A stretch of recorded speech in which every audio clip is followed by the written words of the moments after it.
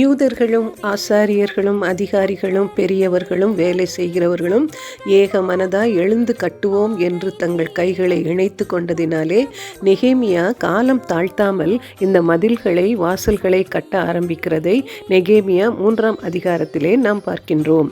இந்த 3ஆம் அதிகாரத்தை நாம் சாதாரணமாக வாசிக்கும் பொழுது அதிலே பெயர்களும் மக்களுடைய இடங்களும் இப்படியாக வருகிறது என்று நமக்கு ஒருவேளை அது சலிப்பானதாக இருக்கலாம். ஆனால் இதனுடைய ஒவ்வொரு வார்த்தைகளிலேயும் ஆழமான அர்த்தம் இருக்கிறதை நாம் பார்க்க முடியும். இங்கு நாம் மதில்களின் நடுவிலே 10 வாசல்களையும் பற்றி நாம் வாசிக்கின்றோம். இந்த 10 வாசல்களும் ஆவிக்குரிய ரீதியிலே நம்முடைய ஆவிக்குரிய விசுவாச ஜீவியத்தில் நாம் கைக்கொள்ள வேண்டிய 10 கோட்பாடுகளை அது குறிக்கின்றதாக இருக்கின்றது. 10 என்பது வேதாகம எண்ணியலின்படி முழுமையை குறிக்கின்றது.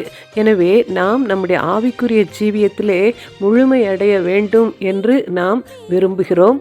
அப்படி முழுமை அடைவதற்கு இந்த 10 வாசல்களும் குறிக்கின்ற ஆவிக்குரிய கோட்பாடுகளை நாம் ஆழமாக தியானித்து அறிந்து அதை கைக்கொள்ள வேண்டியவர்களாக இருக்கின்றோம்.